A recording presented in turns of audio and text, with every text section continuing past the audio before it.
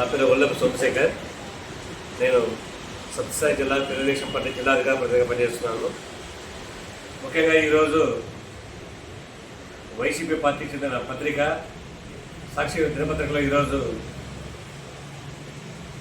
అమడుగురు మండలం మందాల గ్రామానికి చెందిన పసుపేట రమేష్ బాబు తండ్రి గారు పేరుతో అసత్య వార్త ప్రచురించారు.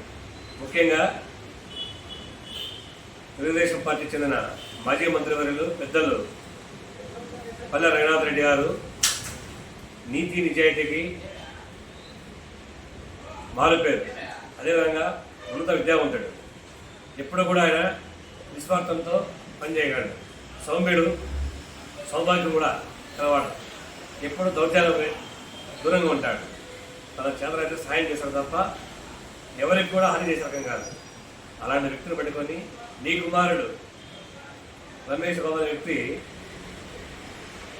అనేక ఆరోపణలు చేస్తూ సోషల్ మీడియాలో రోజు మద్యం సేవించి రోజు ఒకటి ఫేస్బుక్లోను సోషల్ మీడియాలో వైరల్ చేస్తున్నాడు. నీకు చేతనైతే డైరెక్ట్గా ఎదుర్కో, అంతేగాని సోషల్ మీడియాలో ఇష్టానుసారం మాట్లాడడం కాదు. నీ కుమారుడు ఎవరో పెట్టిన వేరే దగ్గర ఇచ్చిపుచ్చుకొని రోజు సార్ మీద ఆరోపణ చేస్తాడు.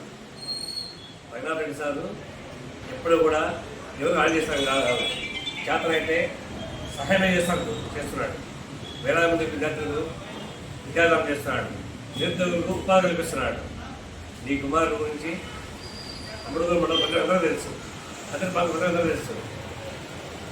చాలా తెలియక ఈయన అక్రమాలు అన్ని తెలియక ఈయన మాయమాటలకు నేను చెప్పే సమాధానాలకు అందరూ పెద్ద నాయకుడు, పెద్ద ఎండీ అని చెప్పేసి బోల్తా పడిచి లక్షలాది రూపాయలు వసూలు చేస్తూ లగ్జరీ కారు తిరుగుతున్నాడు. నీ కుమారుడు ఏ విధంగా సంపాదిస్తున్నాడు, ఏ విధంగా ఆలోచిస్తున్నాడు తెలుసుకోవాల్సిన బాధ్యత ఉంది పెద్ద నీకు.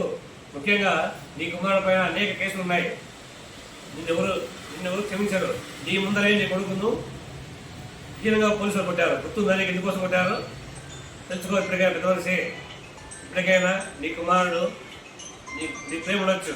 నీ కుమారుడు చేసే చేష్టాలు, అక్రమాలు, దౌర్జన్యాలు అనేవి చాలా ఉన్నాయి. ఇప్పటికే 50 కేసులు దాకా నమోదైనాయి. తెలుసుకొని మాట్లాడు.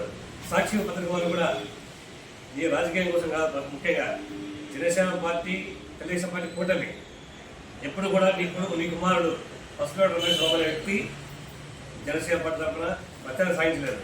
2014లో నీ కుమారుడు ఏ పార్టీ తరఫున పోటీ చేశాడు? అసలు నీ కుమారుడికి పోటీ చేసే అర్హత ఉందా? జనసేన పార్టీ పవన్ కళ్యాణ్ గురించి చెప్తున్నాడు.